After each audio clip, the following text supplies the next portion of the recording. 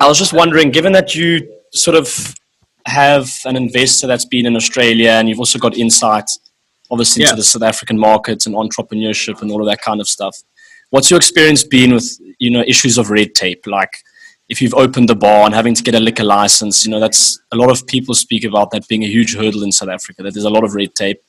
So comparing your experience here with Australia, what's that been like?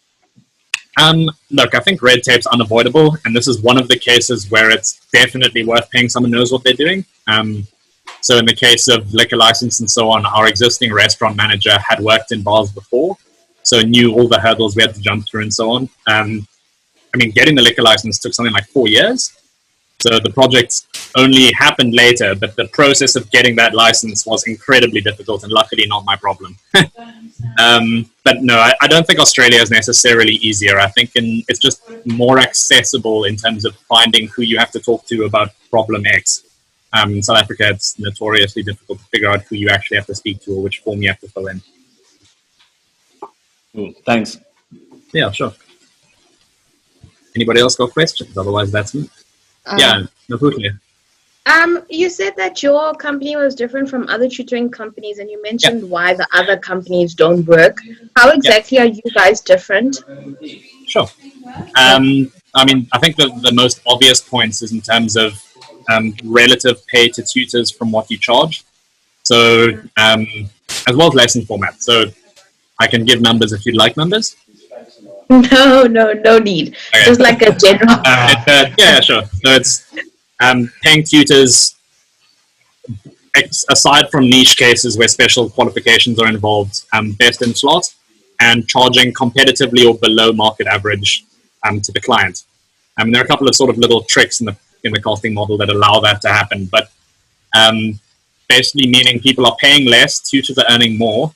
And then my most important job is making sure that the tutors I pick and the way and the context in which they're able to teach is much more constructive than existing offerings. So, for example, I think Master Maths, not to name and shame, is really not a great offering. You're basically just giving students more work to do when they've already got plenty of work and memos from their school, and the problem is actually explaining how to do the work. So a lot of my time and effort goes into picking the products that the tutors use, especially like our online learning software and so on. Okay, dogs. Thank you. Hey there. Naledi. Great, awesome, really, really great stuff. I work for Elevate Education. I'm not sure if you know them. So I've worked there for many years now, and I really enjoyed what you said about people skills within this sort of stuff, because it's not only within your client base, and that client-based stuff is important, but it's also within making sure everyone is happy. And I really commend you for that, because it's a tough job. Like, I know what my bosses do all the time to make sure that we are happy. And I absolutely love my job. I don't want to do it professionally, but I love my job because my bosses are so accessible and so able to have that. And I think that's so important to understand, is that what a lot of companies don't understand is that they're like, oh, corporate, but they don't actually. So I just wanted to say that that's really awesome. That's a great initiative. Sorry, that's not a question. No, thank you. Tamir, I think I saw you had a question. Yeah, I'd love to learn more about like your personal time management. Going through chemical engineering as well as running a startup is really tough. Would love to know how you manage your time. I think my first response is badly, but since starting out, my marks have definitely taken a bit of a hit. I'd like to say it was just because the work got harder, but realistically, I think I've been less focused and less time invested in university. I think luckily I'm still in a place where I'm able to keep my marks in the bracket that my other experience counts for more than getting a little bit of a better mark. But it's definitely been difficult. Like the caffeine addiction thing was a half joke. I think last year, towards the end of the year, when we were involved in our pilot phase while writing exams, I was having upwards of 400 milligrams of caffeine a day. Mostly energy drinks, caffeine pills, not healthy. Went cold turkey over the holidays, but it was pretty rough. So, I think you have to make sacrifices in terms of what else you do. So I don't think I've been in like a niche, maybe. I haven't been in a nightclub since like Jan last year. And I don't miss it. I still see my friends and so on. But it's, yeah, you give some, you get some. And then prioritizing time. So that's something I'm still struggling to do, especially now with quarantine and being home and not like having a responsibility to get up and be anywhere. But trying to decide, like, when I'm doing something, I'm just going to try and do that thing with all my focus. My biggest problem is procrastinating. So once I actually get down to something, I have to make sure I do it. Yeah. No, it's an ongoing challenge. Yeah. Yeah, Mike. So Josh, I was just going to say, you've clearly got such diverse things that you're working on. So you must have this innate desire and motivation to do something entrepreneurial, even if you don't really like the word so much. I was going to ask, could you maybe discuss more what drives you to want to create things? And then also related to that, do you think it can be taught to young people more, and how you would actually teach that motivation to young people? Okay. No, it's a great question. Thank you. I think in terms of drive for me, it's often interest-based. So the cocktails thing is totally, it's like started as a hobby, and then the conversation came up that, hey, the liquor license has been approved and we're not doing night trades, so why don't we do something? And it happened to be the holidays, so I said, hey, I've got time, I'd love to project manage this. And it sort of snowballed from there. The education thing, again, I never thought I'd be a natural teacher, but I realized how badly things are taught. So, I mean, I've had pupils from like private schools, and yeah, unfortunately tutoring here is very much an upper middle class market. But I've had pupils from private schools whose teachers can't explain basic concepts, and it just goes like, whoa, what is happening in the other schools then? Like, the kid from Saks doesn't understand the periodic table in grade 10 is a problem. Like, someone's failing here. And I thought tutoring companies were to a degree doing that too. And it's not to rat on the tutors who aren't managing that well, but I just think if a parent's going to pay for a product, they should get something that they should get what they paid for. In terms of teaching it to kids, I think it has to be taught in like a workshop format, or like a discussion group or something. It really is about interacting with them and getting them to realize that they can solve their own problems. I think it's an ongoing issue in South Africa and everywhere, but especially here, that people feel helpless with their own problems. And entrepreneurship in the broader sense that I like to introduce can help that. But it's a high effort thing, like think tanks, although it's such a crappy way of putting it. You need to put people in a place where they can talk to each other and like brainstorm what your problem is. I had a family call and I completely lost track of the time. I'm so sorry. All good. Hey, Colin. We're recording it, so it's all good. Yeah, we had it recorded, so don't worry. Your baby walks on its own now. I hadn't heard any news, so Bye, guys. what's Good on, happened? guys. But thank you so much, Josh. It was really awesome. Thanks so much. Yeah. Ciao, ciao. Ciao, guys. Cheers, Tom. So I have a question. Isma had a question first. Oh, sorry. No, it was Kayla and then Isma, I think. Yeah, and then Fiona. My goal at some point. You mentioned that in Arbo, in your at one of the events, and I just wanted to know if you have any advice on how to take, just like, obviously you met him and you started up a random conversation and you figured out what he did, how you take that from just a conversation with a stranger to kind of propelling it into an opportunity for yourself. Okay. I think this is maybe a point on how to market yourself, but you need to show how you can add value to a venture. So I am a student. I definitely don't have money to start my own startup from scratch with nothing. And I had to essentially convince him that I was worth equity in a company without a rand to put into it. So I'm lucky that he's an investor that understands that I'm able to add value in that case. I think a lot of them are only oriented around rands, or a lot of people are only oriented around the money that you can put in. But yeah, it was showing which skills I could offer that he couldn't find anywhere else, as well as anything from contacts to network. What can you contribute is really what you're trying to show. Like, why do you need me? Yeah, sure. And then Isma. Thanks for that, Josh. I think it was a great presentation. I just wanted to ask, you mentioned something in your presentation about entrepreneurship doesn't always equal profit, like it shouldn't have to always equal profit. And I think that's something a lot of people have been talking about now, like social entrepreneurship. But how do we make social entrepreneurship look good if we want to do it? How do you market it to potential entrepreneurs? Yeah, or to other people that, like, how do I make it look attractive? Because, you know, most is driven by profit.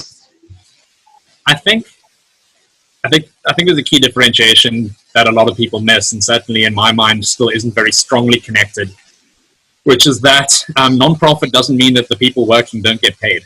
It just means that the company is not trying to turn a profit. So if you're able to find sponsorship or investment or corporate responsibility funds that you can get access to in order to run your idea, you can still be paid for your time, and it can be your job. Profit in this case is, I'm strictly referring to like the company generating money for other stakeholders. So that's a key factor that people fail to realize, is that non-profit doesn't mean you're doing it for free. It just means someone else is paying. Okay.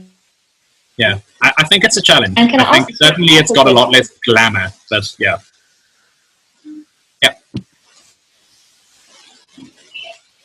Mike, you said you don't like the idea of people using entrepreneurship. Is there like a deeper story to that, or is it just like a... No, it was strictly just, there's this image in my head of the guy who's got entrepreneur in his Instagram bio, and it's just pictures of him pretending to be in important meetings and with flashy things, and it drives me nuts.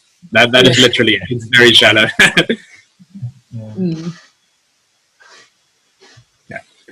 I would love to, just in regards to the idea of like social entrepreneurship, I don't know if I'm cutting out another question, but I just want to add into the conversation. I think it could be valuable.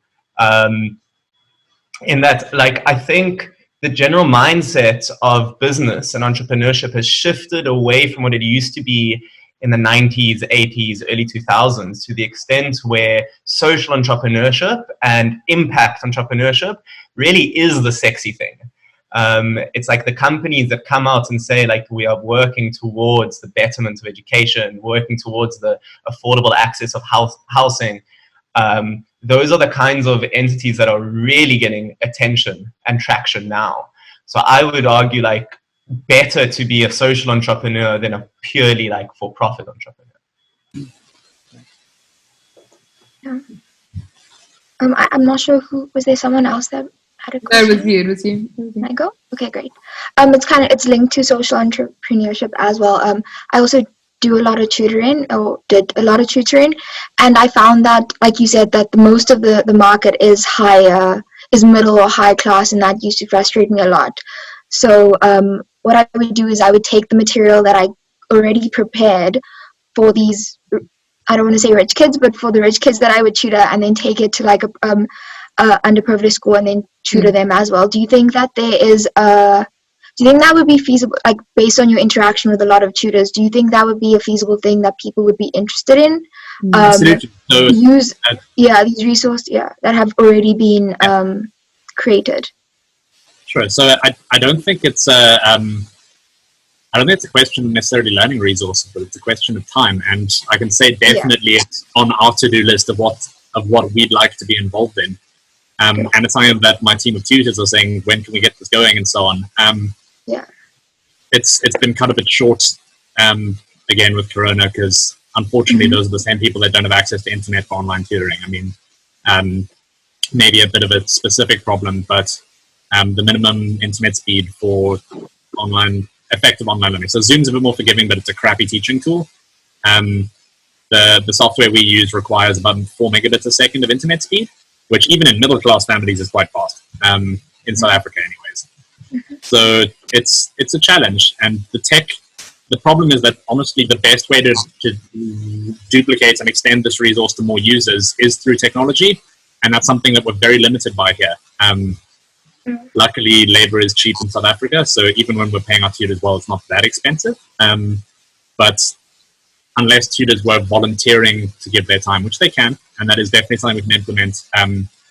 You either need to reach a point of sufficient turnover to put some of that money into tutoring in underprivileged environments, or you'd need sort of a social sponsor. And yeah, like I said, it's very much on the horizon and something that we'd love to do and that my tutors have expressed interest in doing. But it's not a solved problem yet. Okay, great. Yeah. Also, I think that I also think what's interesting is taking that knowledge, because I understand exactly what you're talking about, Sunny, about taking that knowledge and saying, I've already done all this work. Like, what couldn't someone benefit from, right? Exactly. And I think that's a really good point, because obviously you were willing to, sacrifice a lot of time, and if obviously you don't see it that way, but it still is, time, and it takes a lot out of someone. I think that it isn't for everyone, and so that's why it needs to be something that is unfortunately sort of based on like, hey, we're going to give you something extra to do this, or could you do that? Yeah, that's so. If I'm understanding rightly, you were doing that of your own accord, right? Mm-hmm. Yeah. So I think it's a little bit cheeky for a company to go, hey, you need to volunteer hours and we're not going to pay you.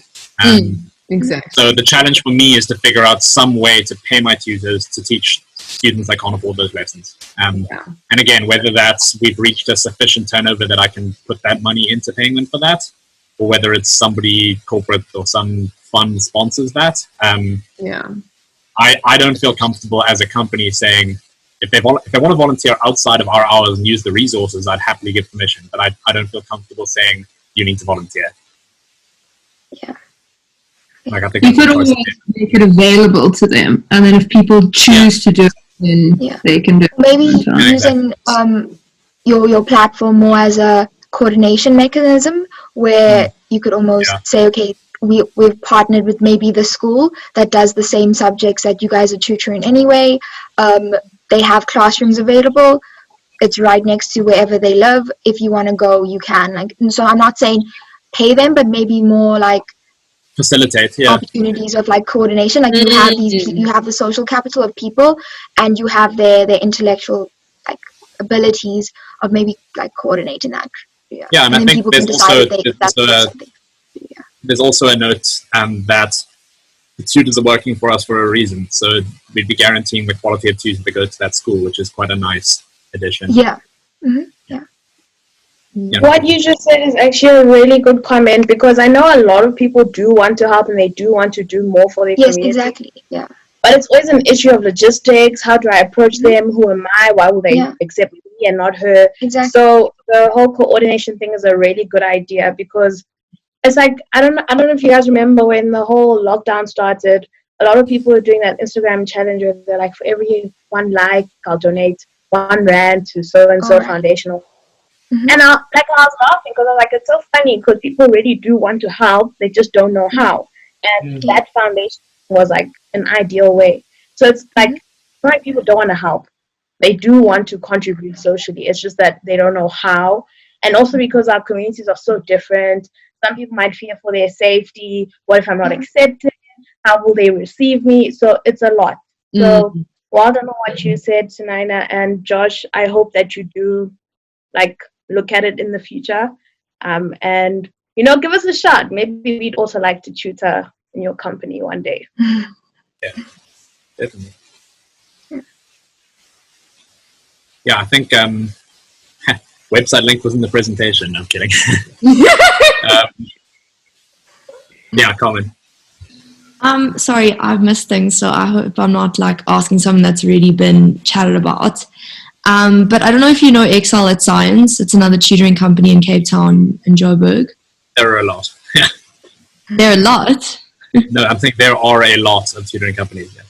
Oh, okay. Well, they're a tutoring company that I used to go to when I was at school, and then I started tutoring for them when I finished. And something they do, which is like a really easy way to make an impact that's, that gets away from some of the problems we've spoken about since I've joined, is that they record like whole lectures and then give that to schools that don't have the resources. So all they have to do is play that, and it's like a whole session on like sections in physics, and they use like a green screen and all this sort of stuff. So I don't know if you want to use that. I could give you Colin's number and you could. Yeah, I don't know. I think one of the problems for me is that I'm a big believer in the value in a tutoring session is not the content you go through, but it's like the time spent with the tutor. Yes. I think distributing resources isn't really solving the problem. It's giving a student an opportunity to work with a tutor that preferably speaks the same language and has gone through the content before. Especially in the case where, like, don't ask me why, but the exam, you can only write your finals in English and Afrikaans still. Being able to have concepts explained to you for the first time, or explained properly by someone who understands them well in your home language to help you grasp them, makes a huge difference, all that kind of stuff. So resources are great, but I'm much more concerned about sort of giving students the opportunity to work with someone who can really help them understand what they're doing. On that point, actually, definitely. Bye. On that point is what I know with my company is that, so we were based in Australia originally, and like we did we're pretty massive. So we definitely get a lot of sponsorship. So I am able to go to underprivileged schools quite a lot and deliver my seminars. And the difference between that and speaking to the people, you tailor your sessions around the people a lot of the time. So you can explain concepts to people, but people can be like, okay, but that's not what I'm struggling with. Or they can be like, oh no, but this is what I can't even understand this part of the concept. So we believe in like face-to-face human tutoring as much as, physically possible, especially with those sort of, seminars, because that's how you get through to people, is to be like, hi, here I am. I'm a normal human. Here's what I've achieved. What do you need out of this? Like, what can I give you? I think it's even as simple as the psychology of in-person versus on-screen. We've seen with the kids in Australia now moving from in-person to online. Even when they're paired with the same tutor that they've been learning from in-person for a year, as soon as they move to online lessons, they lose focus and aren't respectful and zone out and wander off. And it's not even like it's some random new person. It's the same tutor. Yeah, we all feel it, but it's the same tutor that they know and have met before. So it really is just a different kettle of fish when you move online and on screen. I think it's maybe so difficult. It's so difficult. Yeah. I've been hating. I don't know how you've else tutors. Tutoring via Zoom, via whatever, has just been really hectic. Zoom's especially crap. There's a reason we didn't go with it. Yeah. No. Sure. But I mean, called Lesson Space. Sorry. Try a platform called Lesson Space. It's a South African. That's what we're using. There we go. Yeah, amazing. Done. They're fantastic. I'm involved with a closed beta of one of their new products as well. So they're doing a bunch of really cool stuff. Is it free? What is it? It is free for single users. It's not free for. It's like a usage package, so you'll have to have a look. Depends how many lessons you want to run and so on. Okay. Okay. Cool. Thanks. That's awesome. Oh, sorry, Jay. Yeah. Hey, Josh. I'm not sure if somebody's asked this, but firstly, like, what's your sort of like big picture plan? I mean, you are super young, and this is quite a massive question to ask. But like, in the next like 5 odd years, like what are you aspiring to? And like, I hate this question, but like, where does ChemEng fit in? Because like everything you're doing is quite different to ChemEng, which is not a bad thing. I just want to understand like, what was the process? I mean, you chose ChemEng when you're 18, but like still, how's it fitting in your story? And then I don't know if someone asked, but are you looking for people to tutor, or like how does that whole process work? How do you find tutors and that kind of thing? Sure. I'll start question 2 because it's easier. At the moment, I've got an existing team from in-person that where possible, if they have the internet and the computer set up at home in order to run online lessons, they've moved across. Cheers, Jordan. And then new recruitments will come through the website. So there is an application page, but to save you the time if you're thinking of applying, we don't need more tutors right now.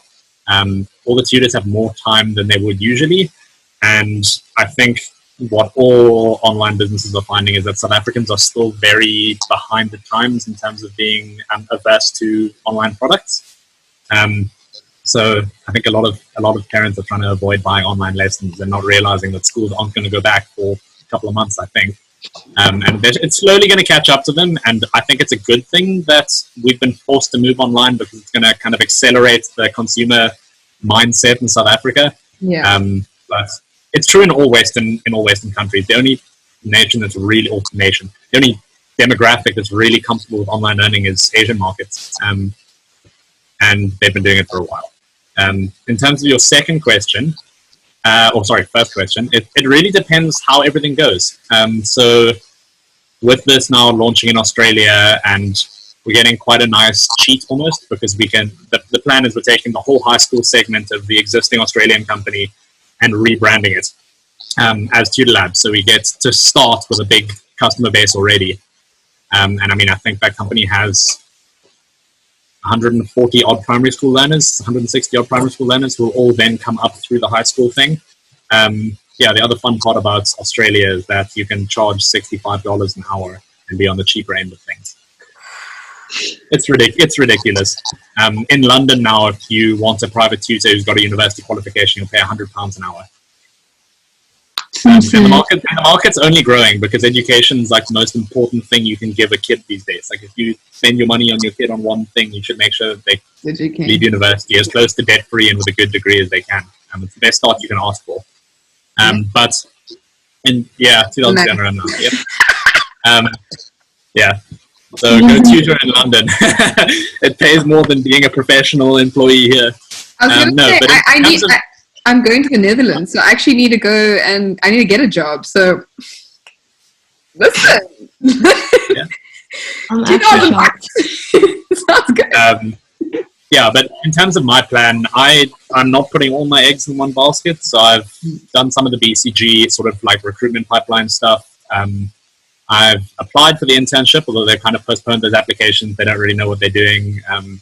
Applying to McKinsey, applying to Bain. Ironically, definitely don't want to do any classical chemical engineering stuff. So can't see myself as a process engineer on a plant somewhere in the middle of nowhere. I don't think I ever could.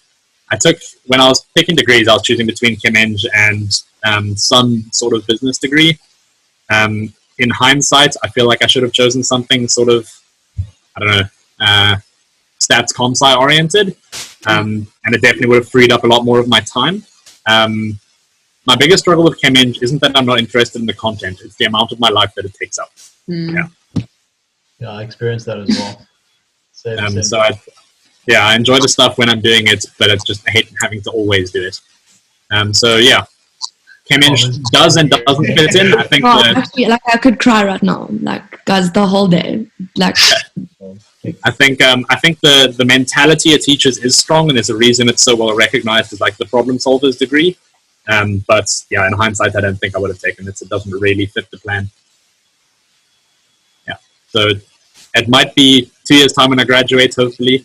Might be me moving to Australia to keep growing the business. Might be me joining BCG. Might be me joining something else. I'm not sure yet. We'll see what happens. Yeah. Josh, do you have plans to, of different businesses? Obviously, you don't, share your ideas, but, have you... is it like getting a tattoo when you start a business as an entrepreneur? Do you think of all sorts of things that you want to start? Yeah, I've got one other idea already that I'm quite excited about, and haven't seen a lot of competition in this space. And my favorite part is that the domain name is not purchased yet, so I'm not going to tell you guys what it is. No, don't tell us what it is. That's just curious. And you can hire us when you need to. No, so I'm kind of always thinking about it, I guess. One thing you get really good at, ChemEng tries to teach it, but teaches it very badly. And then BCG also tried to teach it and taught it a little better, but in a very corporate context, is just business casing stuff. So you've got an idea and you go, that's cool, but is it feasible as an actual company? Or am I just going to be setting fire to someone's money? Yeah, so it's sort of getting the biggest thing biggest piece of advice I can give is like, if you've got an idea, figure out if it actually works before you get excited about it. Because a lot of the time, cool ideas won't feasibly work, at least not in the way you envision them. But yeah, I definitely have some other ideas, some other plans, and no time to do any of it at the moment. It's frustratingly slow to get a company to the point where you can step away from operations and worry about big picture. Yeah. Cool. So, Josh, if you have an idea for a business or whatever, what would you say is the first thing to do? Like, everyone's always like, no, you should write like a business proposal, and, you know, other people are like, you should think of the details. Like, what would you say is the first thing to think of? Look who else is doing it. I think even in the case of you deciding that there is competition, so tutoring being an example, there is competition, then the question, how do you differentiate yourself? But often you can get really good ideas from lots of other places already doing the same thing. So I can actually, I can look up the website, but essentially, just because somebody else has done it somewhere else doesn't mean you can't do it here, and you can often borrow a lot of ideas. I think business in general is not necessarily who does it first, but who does it better. So first market entrants are often outstripped by newer, better ideas that improve on their idea and make less mistakes. So yeah, it's look what exists in the space and figure out whether the idea is feasible, whether you can differentiate yourself, and who's doing what and how. Trying to think of an arbitrary idea. I don't know if you guys know, you're not all Cape Town here. Not coffee. It's a cocktail bar called Cause and Effect. And what they differentiated themselves on was what they call experiential cocktails, right? So they do those crazy, showy, smoke and this and that, and you pay $100 for it, and there's probably, I don't know, 30 rand of cost in that drink. And it's all smoke and mirrors, right? Like they're cool, they're really cool. The guys are really talented, but what they're actually selling to you is this like MasterChef experience of the drink. So they differentiated themselves by product. Truth Coffee differentiates itself in the cafe industry by image. So they're the bad boys of coffee. Got like the whole steampunk cafe thing going on, like over the top. Like they look like they're all of Africa burn. They've got like these steampunk goggles and big brass pipes, and yeah, it's figure out how it's being done already, because it's very rare that you'll come up with a completely fresh idea, and then decide whether or not you can do it differently enough to be worth the time. Yeah.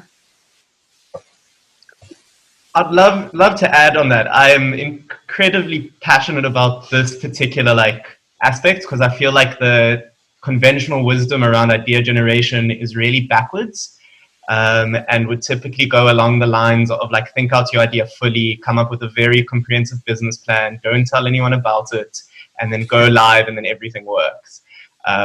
It's not only very unlikely that it will work first time around, but then causes it to be impossible. Like it's hard to start a coffee shop, it's hard to start a cocktail bar, whatever it might be. And the wisdom that I've seen to be most effective is to go very niche and very particular. So really narrowing down the scope to something so simple that you can get done within the next 2-3 days. And your key thing there is about testing the idea. Not worrying about a huge big picture, but just what could I do within the next couple days to test if someone would pay me money for this idea. That style of thinking I've seen to be a lot more effective than the typical monolithic kind of approach to business ideas. Yeah, you're not trying to found Apple overnight. I don't think Steve Jobs did that either.